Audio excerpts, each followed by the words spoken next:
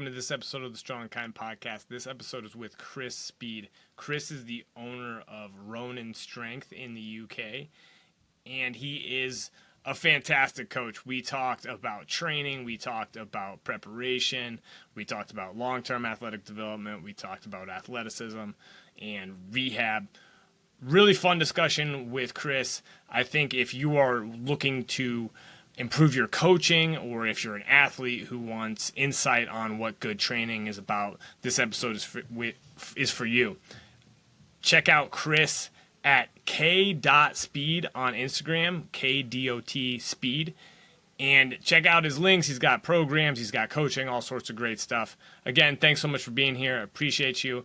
If you are struggling with rehab and you want insight into your situation that can help you train better, perform better, and live better, reach out to me on Instagram at dr.dave.strengthandkindness. Appreciate you. Thanks so much for being here. Peace. All right, Khrys Speed.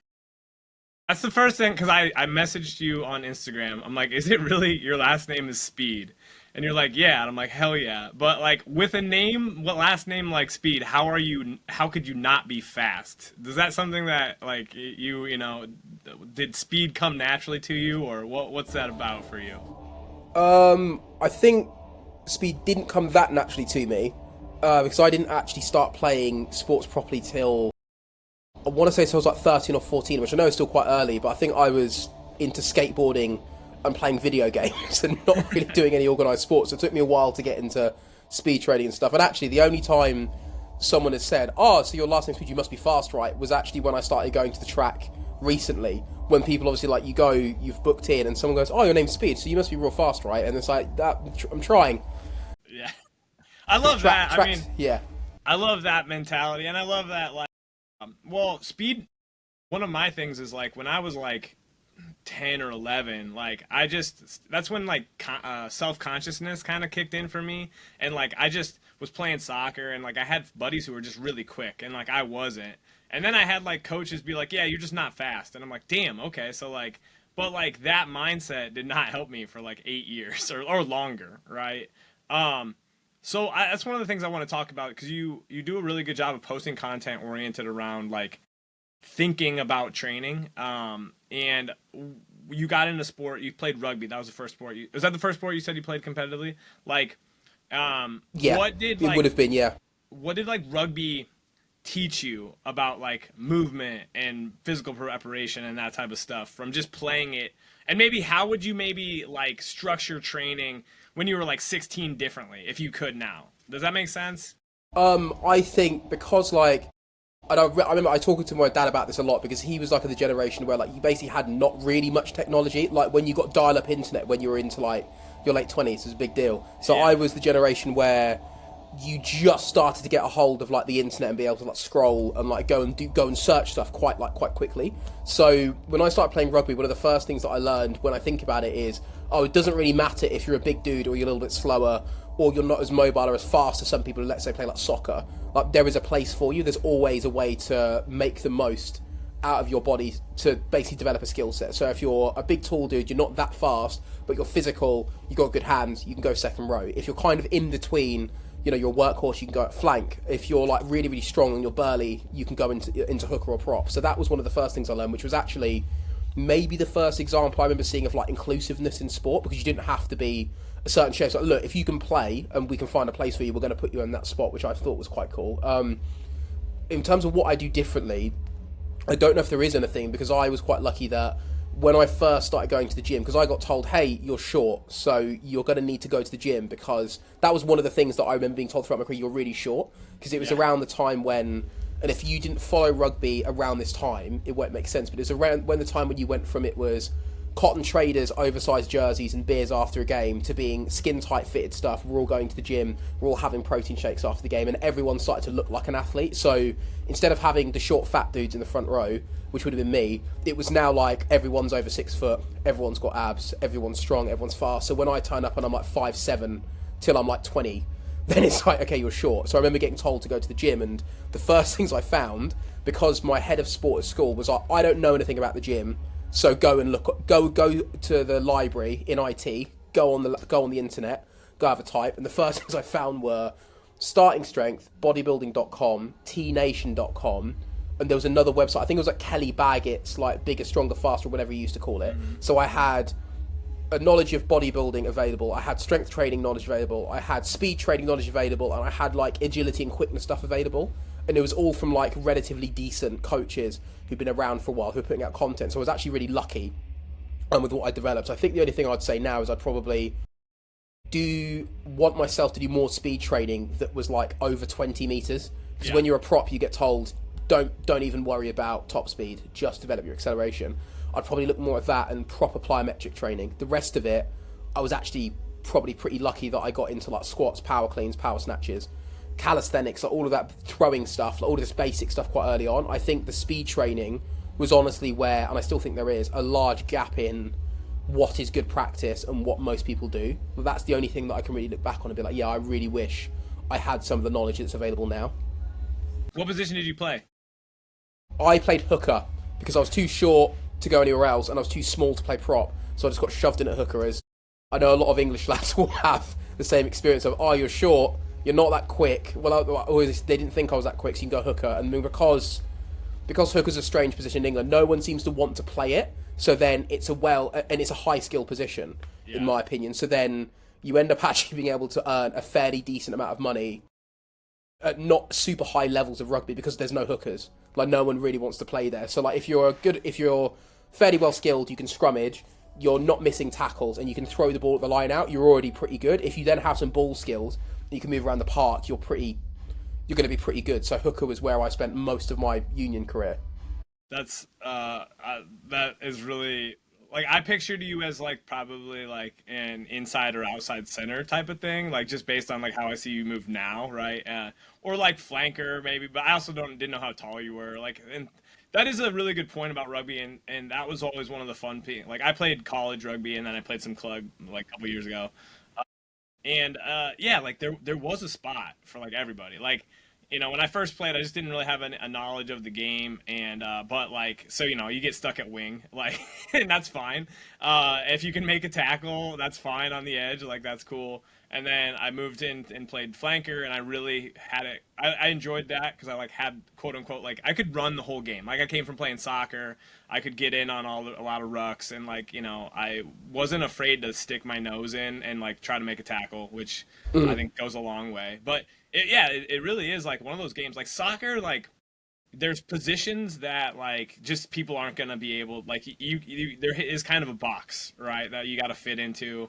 And you know, American football is a little bit more like, because there's so much one-on-one action, like you can get exposed. Yes. Whereas in rugby, like if you can flow with your team, even if you're not the most athletic guy, like you can play, like, which was pretty cool for like some dudes who, they just needed a sport to play, they needed to be a little bit violent, and yeah, they weren't afraid to stick their nose into a tackle. It was really cool.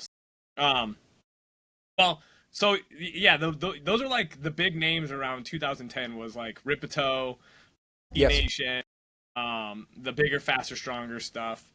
And you know, the more maybe I'm just getting old, but like they were so directionally correct. Like, I almost wish we would take like a step back to a little bit more of that in like the training realm. One of the things I really like about your content, other than the fact that like it's fun to watch you lift, which I appreciate as someone who's like a novice or decent, like, you know, I'm a lifter, but like you do a good job of balancing the details without getting myopic. Does that make sense? Yeah, I know what you mean. So you're not losing, what's the term? I think, is it you're not seeing the forest for the trees, or whatever it's called. Like, you're so concerned with one detail, so we've forgotten about what we're actually supposed to be looking at here. Like, we've lost the bigger picture for a small detail.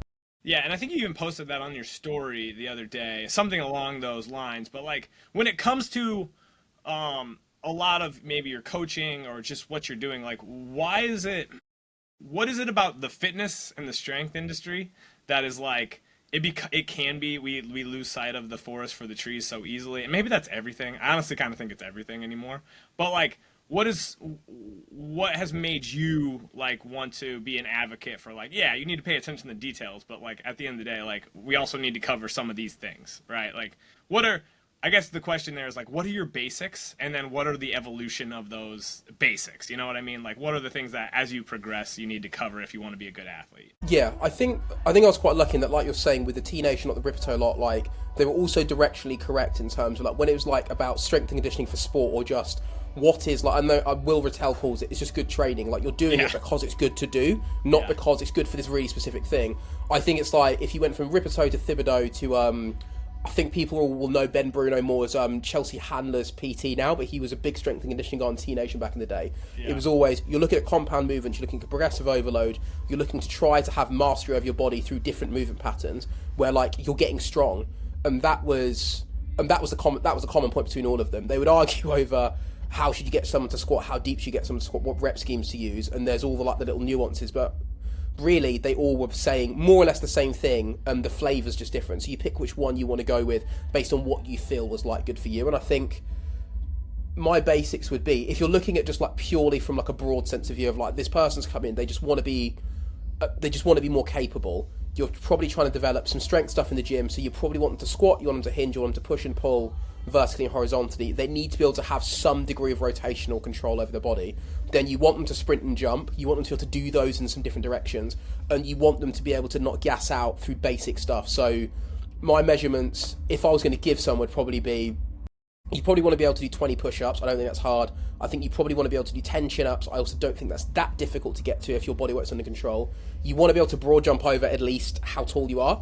I think that's a pretty good measure. Dan John used to use that one, which I thought was an easy way to like give someone a measurement to use. I think you probably need to be able to run a mile without stopping. I don't even care if it takes you 12 to 15 minutes. You just need to be able to do it without stopping and not be completely fried at the end. And then when it comes to the lifts, I think that different people are going to get different stuff out of the lifts. Like there's lots of like little urban legends about like what different athletes lifted when they were going towards like the Olympics and stuff. So like I think his name was DeGrasse Tyson, one of the Olympic sprinters back in the day. The rumor was that he only power cleaned up to about 90 kilos when he was getting ready for like his last Olympics, because maybe that's all he needed, that's all he could handle, but that's what he needed. Whereas then you've got a famous British sprinter who's now actually on Gladiators in the UK, Harry Atkins Ariete, and he power cleaned 180.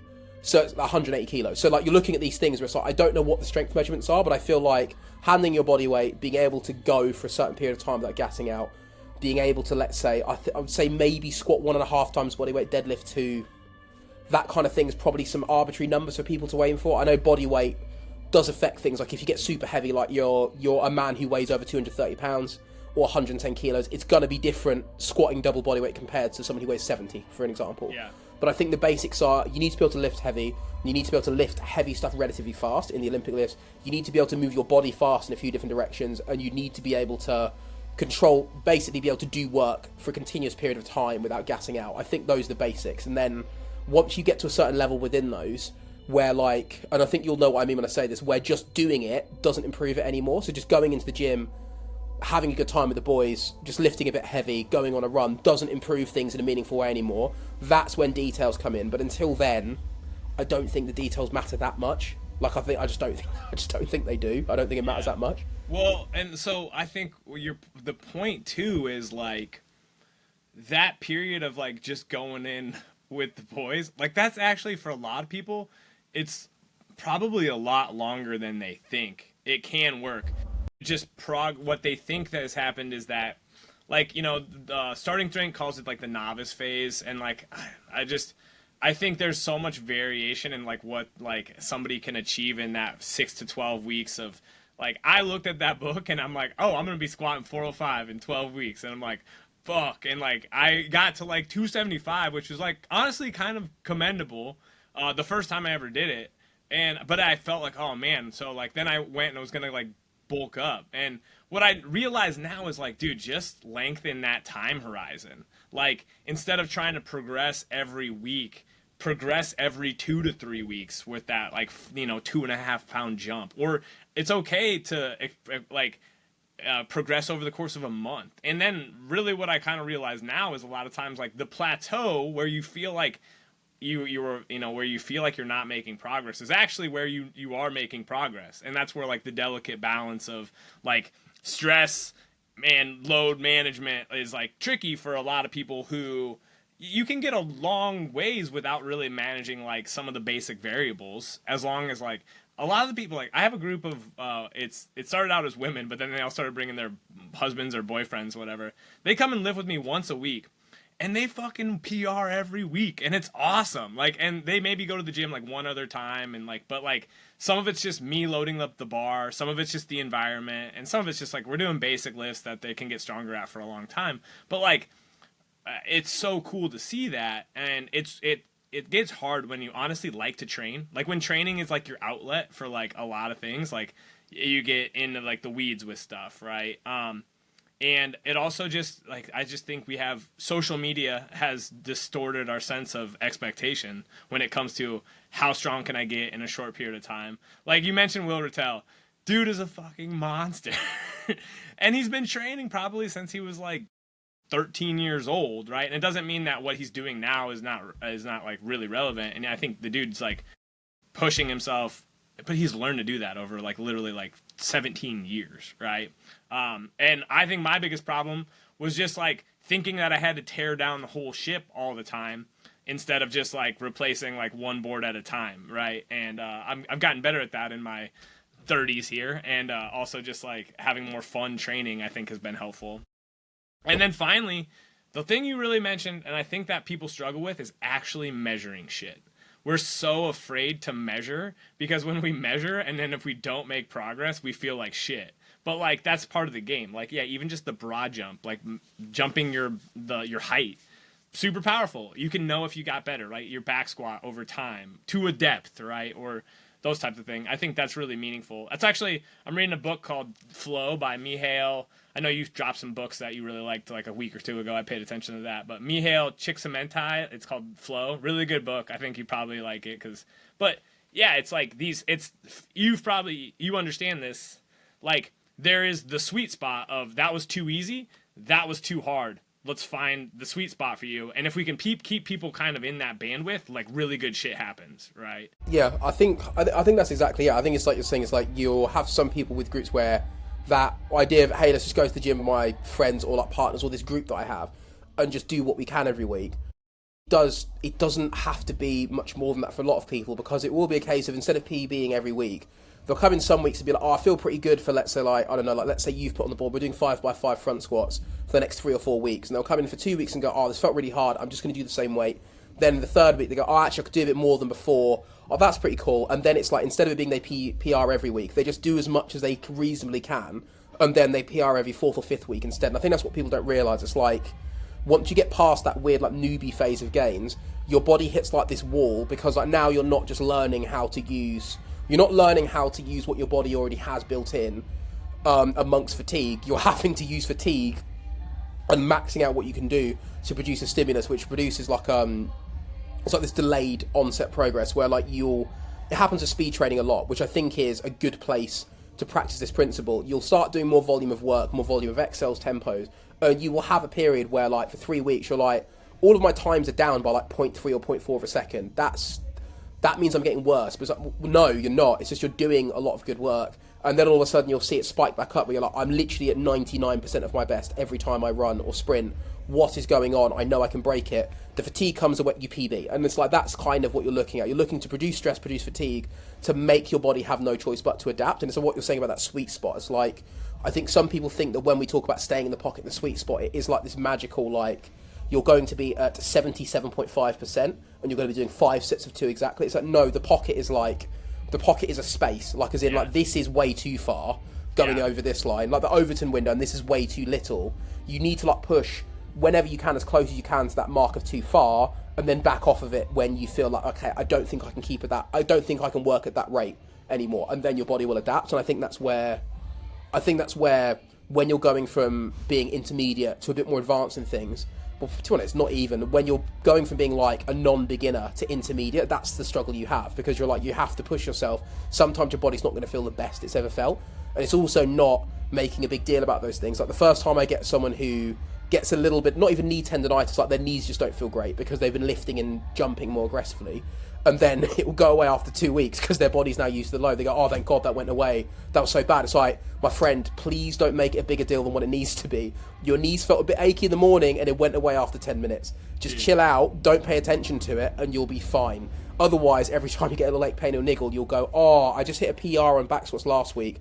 And then instead of carrying that train on, you go, oh, I feel my back feels a bit tight on Monday. You know what? I'll just take the whole week easy. It's like, no, you had so much momentum built up. Your body's about to push through to this new level, and you just went, and I'm going to stop. And it's like, not to say you should push through bad stuff, but when you feel a bit achy or a bit tired or it's a bit hard, like it's kind of the point. Like you're trying to push yourself through that. And I think that's what watching Will Rattel's vlogs, I think why that is useful for a lot of people, because I'll see someone who's like, I want to push for these weights.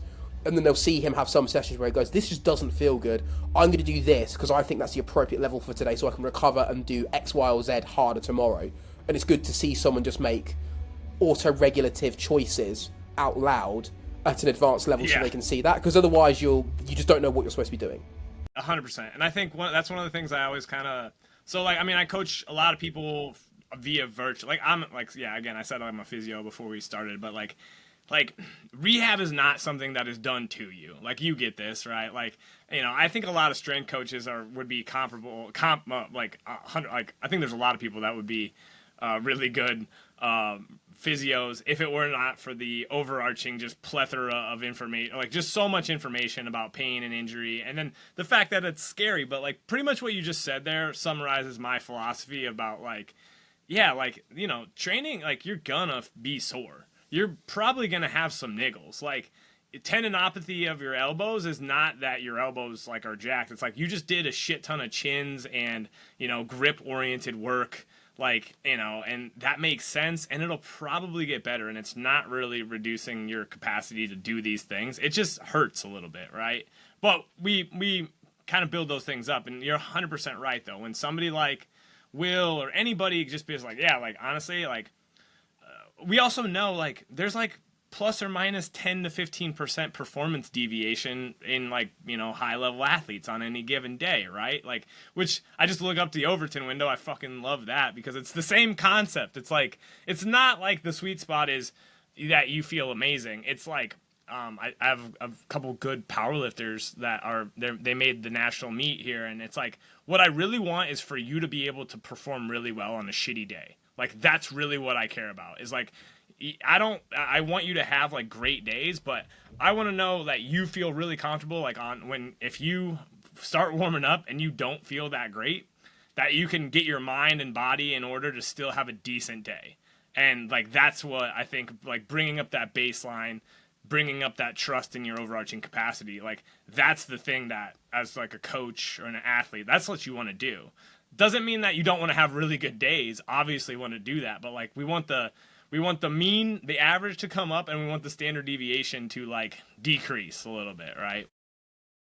Yeah, and I think it's like that Overton window idea. I like I've gotten it. I think this is a thing of age, right? Like I've gotten more into like trying to understand philosophy and politics. I've gotten older, and watching the whole discussion at the moment, you know, of like left v right. People are like, oh well, you know, some people say this is a really left wing view, but actually it's a centrist, and it's because like, you know, the window gets dragged over to, let's say, the right over time. The same thing needs to happen with training, where like, and I remember someone saying and having this analogy about a BJJ gym, and I think it was Brazil. When Brazil was like really big, they were basically they were like the people to beat in Brazilian jiu-jitsu when it came to the pro fights. And they were saying you go to some of their gyms and they didn't train any more frequently. They didn't do that much different stuff. The standard was just so high because everyone at the gym, their standard was so high. 3 to 4 times a week was enough. Because if you were to look at where the Overton window was in terms of, like, let's say, like, beginner and, like, average being on the left and elite being on the right, they were so far over to the right that, like, what is acceptable in terms of, you know, your standard in training was just dragged so far across that, like, a subpar or, like, not so good performance or day was still going to be elite in, like, everyone else's books. And I think that's important to realise, like, when someone who's at an elite level in sport has a bad day, like their bad day is still way better than most other people because they've learnt to accept that, like, oh, here's the level I'm going for, so this window of what I think is acceptable needs to be like dragged across by force over time until like where I am is, oh, like, so Carlos Nazar is going to be a good day for him on snatches is probably now going to be close to the 190 mark. A bad day in training is going to be the 160s or 170s, I would imagine, whereas for most people it's like they can't even imagine doing 160 or 170 on their best day, whereas he's at this point where that window is dragged so far across that like those acceptable, like those high range and like low range days are just so far over, and that's what I think people need to do. You can't just, because you see a lot of people do it, they'll build all the way up to this big level or a peak, especially like powerlifting, and then it's like, instead of coming back, allowing it to drag the window of what's acceptable across, and then start here again, it's like their level of like acceptance, it's like they stretch the window this way. So then they've actually gone back to exactly where they were at the start of the block, let's say 20 weeks ago. Instead of going, oh, my standard is now here because it's now 20 kilos heavier because of that comp, I should drag what is acceptable for my baseline forwards. Instead, it just stretches. So now, like, your base and peak are further away from each other, which I think is when you get people who, it takes them like years to beat their old numbers. Instead of it being like, okay, if you really stay on top of it and you're really focused on that sport, it should still be 6 to 8 months apart. We can still see you hitting PB totals. I've obviously been just like scouring your content. I think actually you're posting like 45 days, like you're posting, or like honestly just like your knowledge, but on your story. And you posted something. It was about a post, and one of them was like your training PB, and the other was like stuff that the people who follow you are into, and it was just like the reach of those two things, right? But where I feel like this is just relevant is like. There is like there is a tactical piece to like pretty much everything, but then there's also like a mindset piece to everything, right? And like a lot of, even myself, I find myself doing this where I drift towards like just trying to motivate people via like quotes and bullshit, and it's not that that stuff's bad. It's just like everybody has that in their pocket, but like when it comes to like blending, like, you know, if you're a coach and you want more people to see your processes or work with you, like you actually got to pump out some of your own philosophy. Like, not just talk about Marcus Aurelius, but like your fucking philosophy. Not that there's anything against Marcus Aurelius, right? But like, and some of that is like how you think about technique, or how you think about, you know, adapting like some principle to specific things, and how you actually like navigate, you know, somebody like, because part of the mindset piece is like, yeah, if like your performance is dipping, like we gotta correct that, and that's mental and physical. Like, we know that, right? Athletics is one of the best examples of like people literally like their mindset screwing them over. But then there's also an element of like, but you got to go fucking train and try, right? And do like, so like, where do you fall, or how do you think about that type of stuff, right? With some of the mindset stuff, I think it's, what I found really helpful was probably about 5 years ago.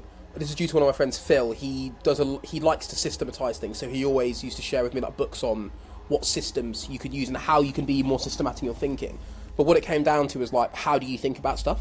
Because that's very important, down to like, how do you word things to clients when you're talking to them? Like, there's a very different vibe to saying like, oh, you should do something, or saying you must do something, like in terms of the language you use, which is why some of those motivational quotes end up getting so big, because the wording is done in such a way that it makes you feel what it's supposed to feel. It's like the whole, you know, lots of people like to use the quote memento mori, remember you must die. It's not, remember we're all going to die at some point. It's like, no, you must die. It's like, it's an obligation, and you know that that's coming, so it makes you think about things more seriously because the way it's worded. I think when it comes to philosophies of things, the mindset stuff, I think I just want people to have a bit more of a pragmatic approach to how they train and how they think about things, and not just think about, oh, well, what am I doing in training, or how am I lifting, or what am I doing to make my snatch better. It's like, no, like the whole thing is, you're trying to think about how you make things better, and how you approach problems, and how you approach challenges, because that to me is more interesting, because it helps people to develop themselves to solve problems. But you start by doing it in a very digestible format of, right, you had a really bad day snatching today, what do you think you did wrong, and how are we going to fix it, and what do you think you should be doing?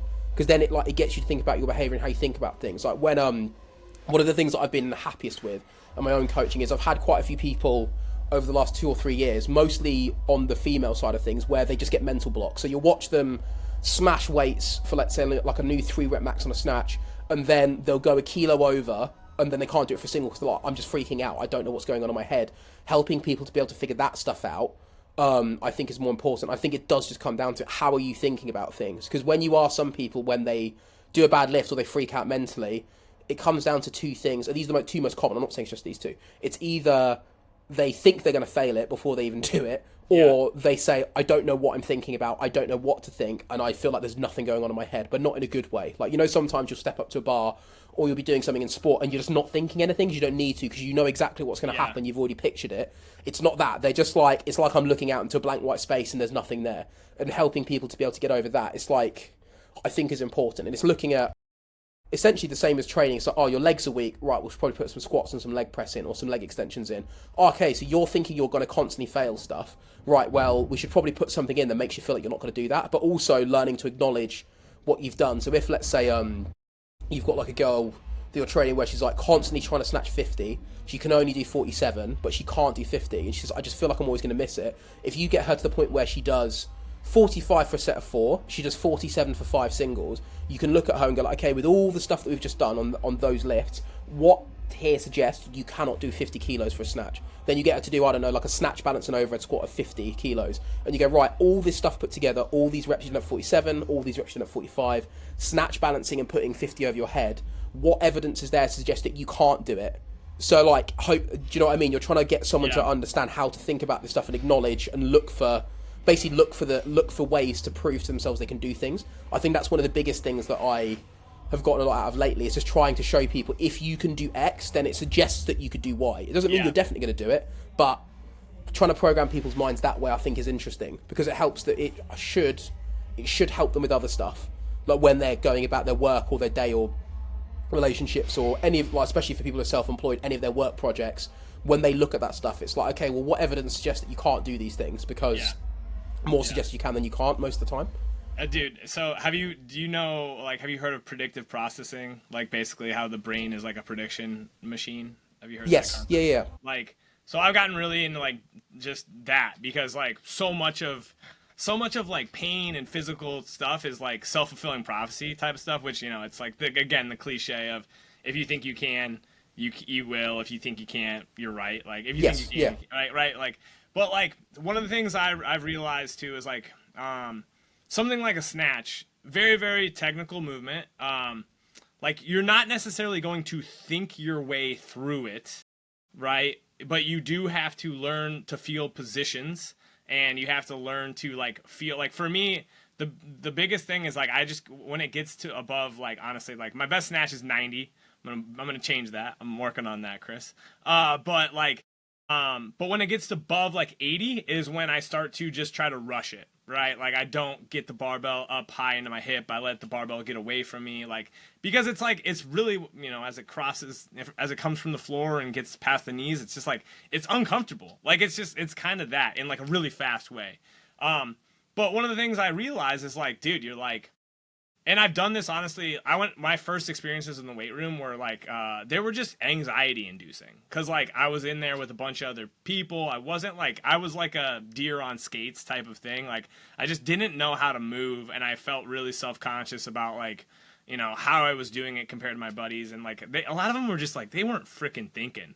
They were just like, put the weight on my back. I'm going to squat down, touch this rope. And I think my brain was just a little bit more high on edge. And, I think I conditioned myself to like be afraid of certain thresholds, right? Not even consciously, but like, oh shit. And I think there is a lot of that for people, where it is, you have to give them the evidence. Like, yeah, so you can do 95 for 3. Like, what's stopping you from for 100 for 1? Like, and like, you know, that's a really good indicator. And even just bringing that to their attention often at least makes their next attempt way better, right? And then it's like, oh shit, that attempt was way better, right? And like, that's really what programming, I really think, should be for people, is like, I think we've shifted what we think programming is to like, we're gonna lay out this path perfectly for you so that it's not even a struggle, as opposed to like, what it really is just gaining evidence that like you can do more like hard shit over and over again.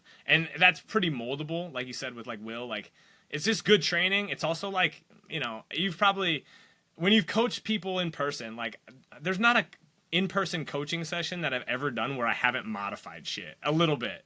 And like that's one of the drawbacks of like online coaching is like I basically say to people like, hey, if you're not like you can't do this all the time, but like it's okay to mold this workout a little bit. Like if you're not feeling great with your squats, it's like you can go lighter. Like the Mike to share, take what's there quote is probably one of my favorites. And like some days it's legitimately not there, and you need to actually assess that. And there's more we can talk about there because like a lot of people don't actually assess if it's there. They're just like, I don't feel it today. It's what you were talking about earlier. But like that's part of why you warm up, and that's part of why you have like indicators of like, yeah, how's 100 kilos feeling for squat? Oh, it feels okay. Like, you know, as opposed to the bar felt like shit. Because like the bar always feels like shit. The first squats you do like don't feel amazing, right? But the overarching point there, I'm rambling, but like, dude, it's about that visualization or that like embodiment. It's so cliche, but like embodiment of like I can take this next step. That's really cool to see when you get people to that point, because that's ultimately like why I love training, because like builds a lot of trust in like your body and that you can do hard shit, and that's really cool. So I love that.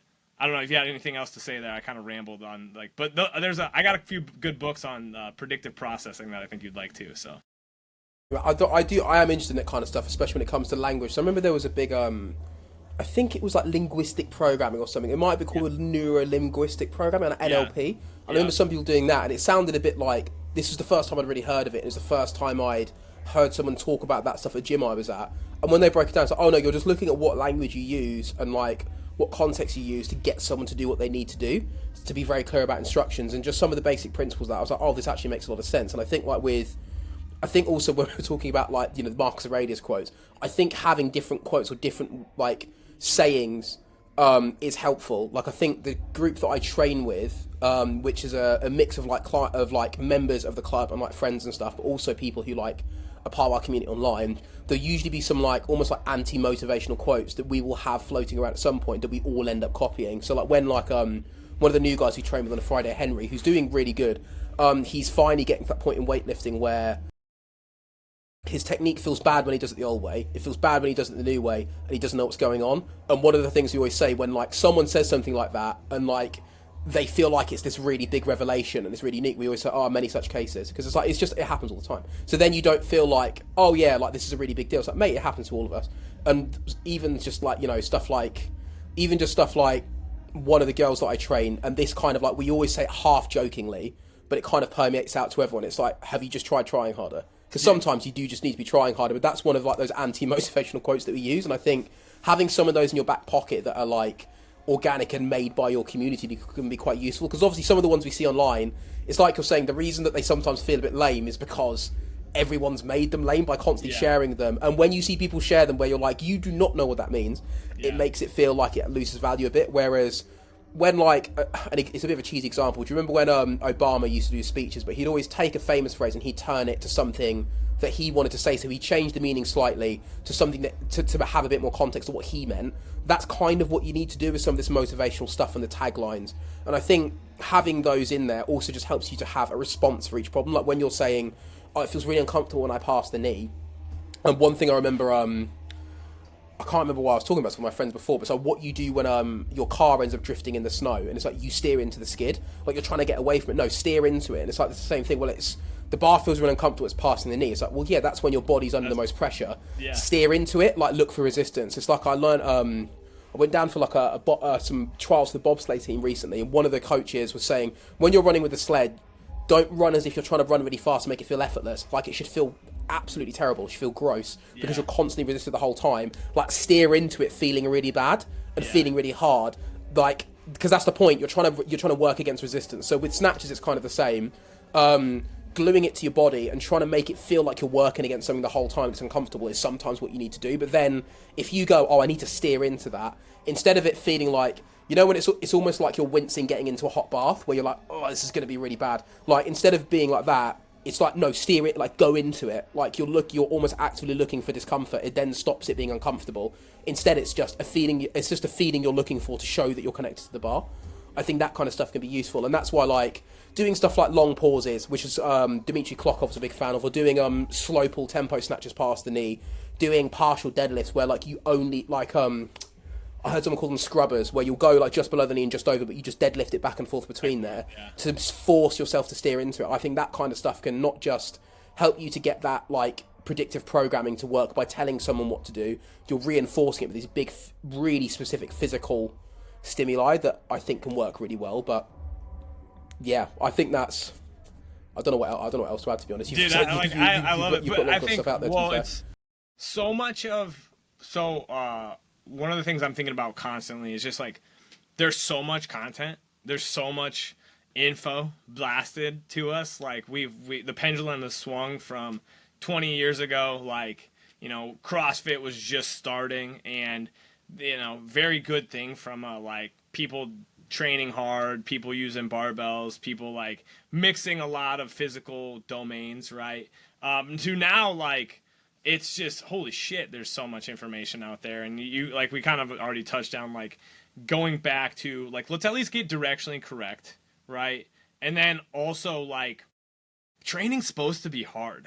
Like, it's supposed to be, it doesn't mean like it's so hard and brutal all the time. Like, again, we're kind of talking about this window of like tolerance and conditioning stuff, but like, yeah, I mean, like if you were expecting 90% of your best squat to feel easy, and like this is what I continuously ran into, I know for a long time, was like you know, I'd get to like 315 and I'd be like, yeah, like I wanted it to feel like it wasn't that hard. And it's like, no, when you're at the top of your threshold, like it's gonna be a challenge, like engaging with that challenge, like in so many ways, like you know, I'm writing a lot more, and like the first habit is just sit your ass down and try to write. But then the habit becomes, and a good example of this is guitar too. But like then it's like actually getting good at like composing a sentence that when somebody reads, they like, oh, like something clicks, right? Or they feel something because of that sentence you write. What, like, you know, I'm working on guitar, and like the basic lesson there is like,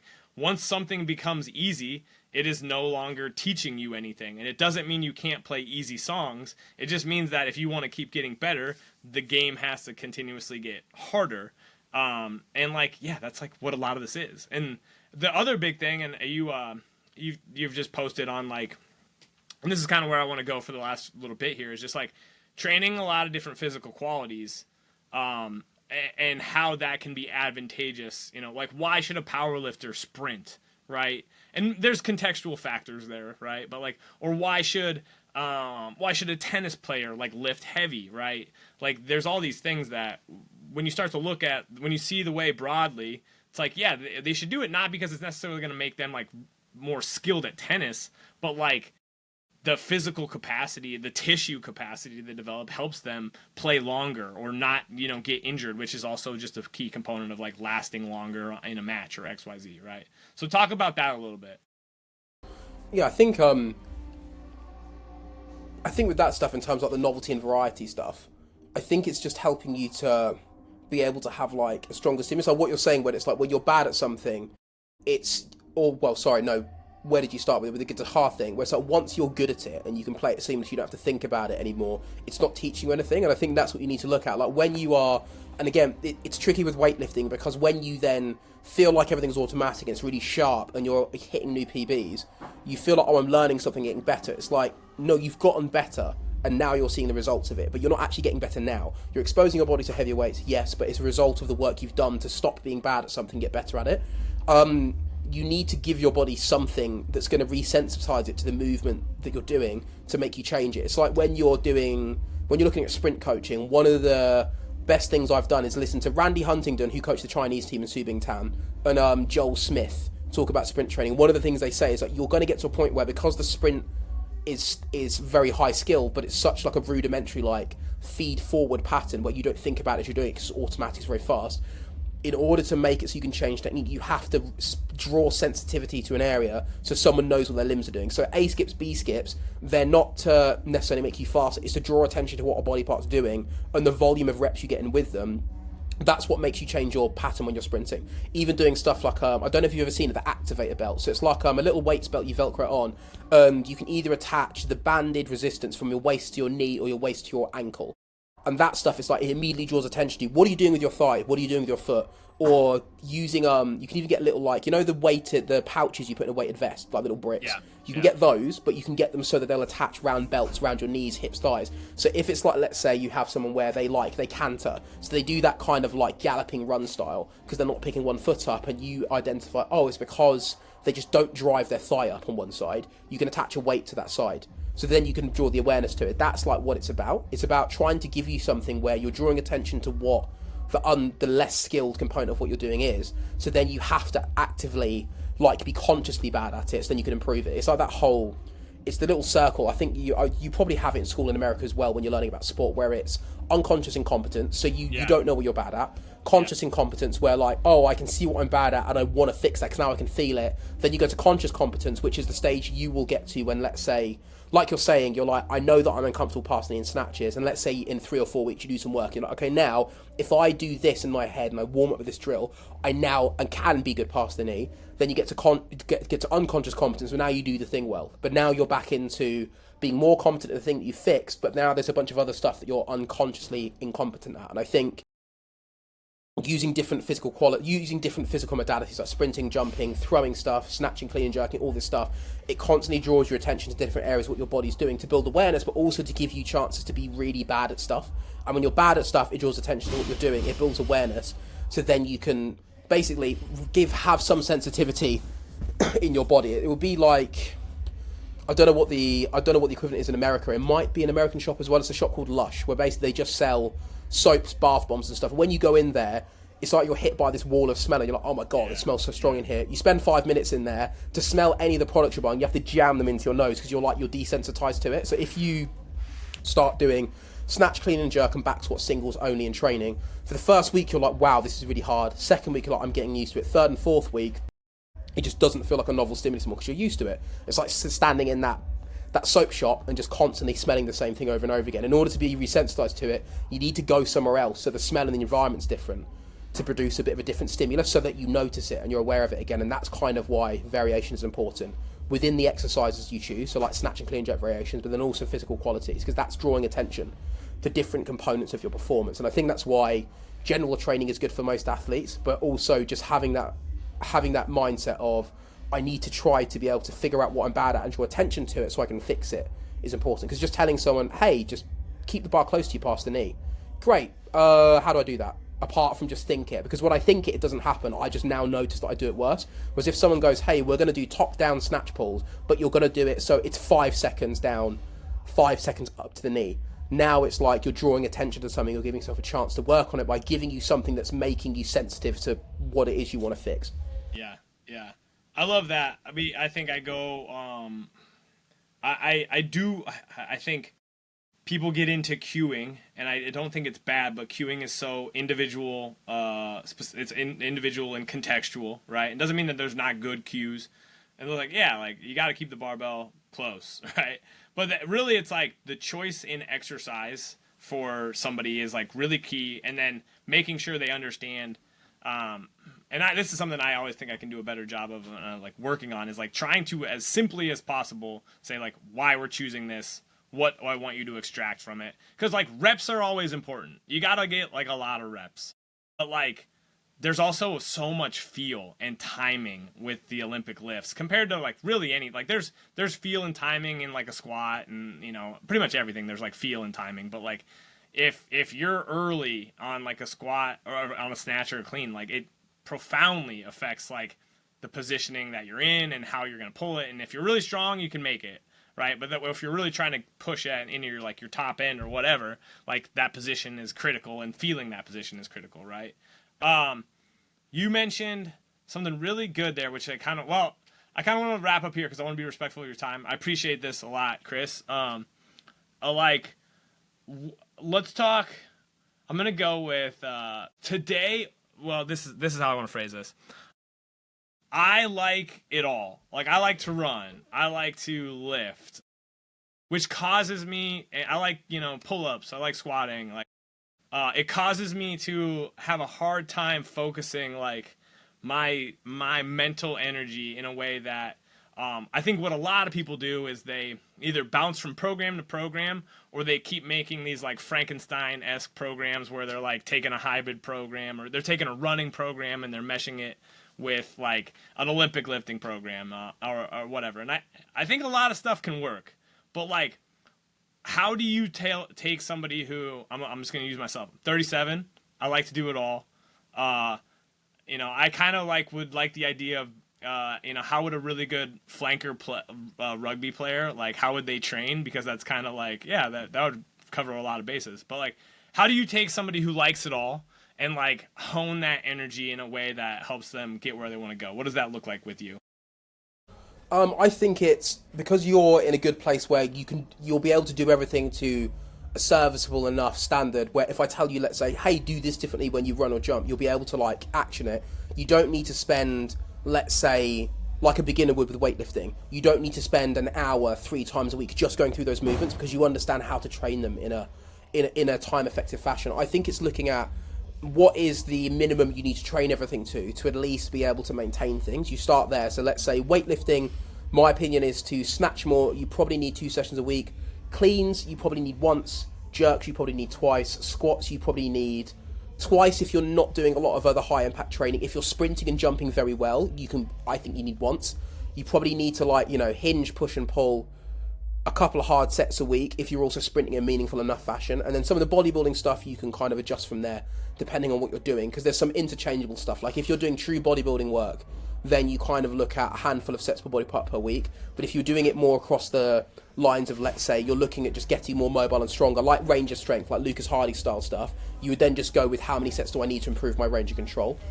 Start with the minimums, and then you will start to get a feel for what do I actually want to do, because you'll be doing, let's say, your second sprint session of the week, but thinking, I really want to get better at this, and then you'll just not really be thinking about your bodybuilding stuff to be an afterthought. So then you go, well, if I go to 3 sprint sessions a week and reduce my bodybuilding volume, so I just attack it all on 1 session a week, that would allow me to do more sprinting, and then you start to be able to dial it in that way. So I think if I was looking at like a flanker, I'd be looking at 2 to 3 field sessions a week, probably 2 to 3 gym sessions where you try to cover in those gym sessions your basic strength stuff in one, your like power stuff, if you want to call it, your weightlifting in another, and then another session where you either top up on bodybuilding or you top up on power stuff again. I would be more, my bias is towards doing 3 sprint sessions, 2 lifting sessions where like you're mostly lifting quite fast, and then 1 where you've got a bit of bodybuilding stuff. That would be my personal bias. And that's how I would go about it. So you have 2 or 3 sessions off feet, 3 sessions on feet. That usually is pretty decent. And then if you get to a point in winter where like I just don't want to be outside all the time, now it's 2 field sessions and then 4 gym sessions, and then maybe gets close to summer and you want to run more, then it goes to 4 field sessions, 2 gym sessions. I think it's about just balance it so everything has an equal part in the program, and then your mind is gonna drag you towards what you actually want to do. I love that. I think that's something that it's like kind of hard to convey, but it's like you got to start walking a path to know what path you want to start to take, right? Yes. And I think so many people are maybe bogged down in optimization that they don't explore, right? And like I think one of the best kind of like guiding heuristics is exploration, then exploitation, right? So like, do a lot or do general stuff, and then when you find stuff you're really into, exploit more of that, and then like that kind of repeats itself though, right? But I love that take. Yeah, super profound. All right. Honestly, like that was a really good place to end. How old are you? I'm gonna ask you this because like I think you're, I don't know. 33 at the end of the year. 33 at the end of the year. All right, so you're in your like, where do you keep going? Do you want to be a guy lifting at 65 in meets, or what's your long-term game, Khrys? I think 80-year-old Dave is going to be putting out more impressive stuff just via like keeping going than 37-year-old Dave. But like, where do you go? Because I think you've like it's kind of fun to see where somebody like yourself wants to take their training in the long run.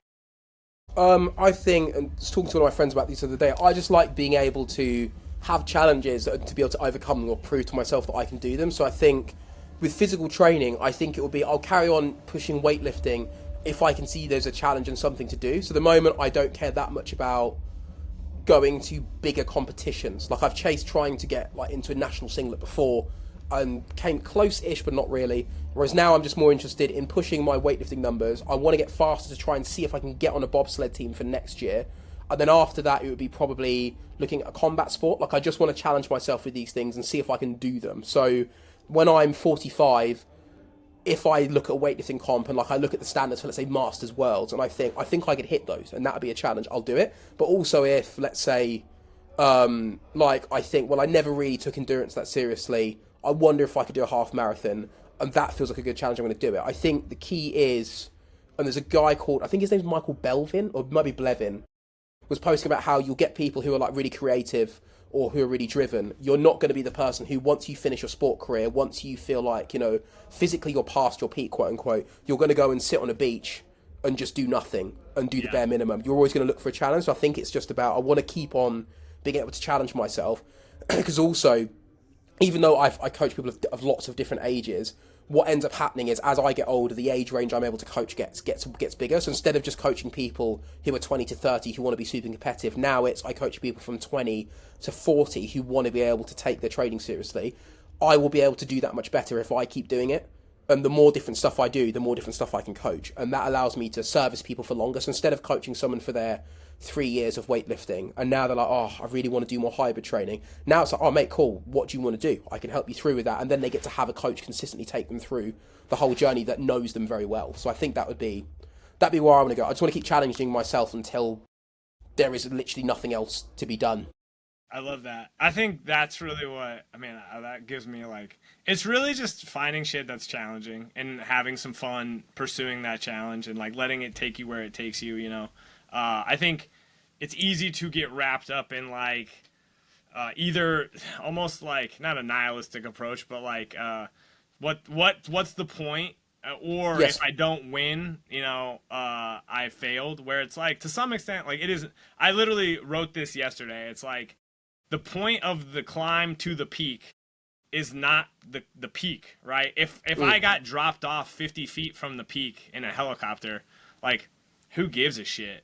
But it's like Exactly. it's the climb, right? And like that's so much of what a lot of this stuff is you know, a lot of these things, you know, even me at I think I did my first official weightlifting meet at like 34 and like, you know, nothing. I think I did go 6 for 6, so that was cool. Nothing impressive, but I just felt good about doing it and like stepping into the arena. And I'm going to keep doing that until I probably need to like, but I also just, I like to run. I ran like a ultra thing that wasn't really an ultra. It was just like run 4 miles. It was fun. Community, it was challenging. It hurt. And that's like a lot of this shit. Like make it hurt so that the real pain doesn't hurt so bad. That's the other part of it. Yeah. So, I think it's also like what you're saying about the nihilistic approach. Like I've heard I think it's Tim Riley from Coach 'Em Up say this. He was like, you'll pick something and you think it's the most important thing ever. You'll achieve it, and then you like go, oh, that was kind of stupid. yeah. Right. Well, I guess I better pick the next thing. And I think it is like that. And I think it's about being able to have a focus on this is what I really want to do at the moment, and this is the best thing because it's what you're doing at the moment. It reminds me of I don't know if you follow American football much. It's a coach called John Gruden. I think him and all of his brothers coached. But there's a scene in Hard Knocks where he's looking at a board, and I think they're just going through a basic counter run to play again. I think he might have been. I can't remember where he was coaching at the time, but it's for a pre-season game. And he said, guys, why is this the best play?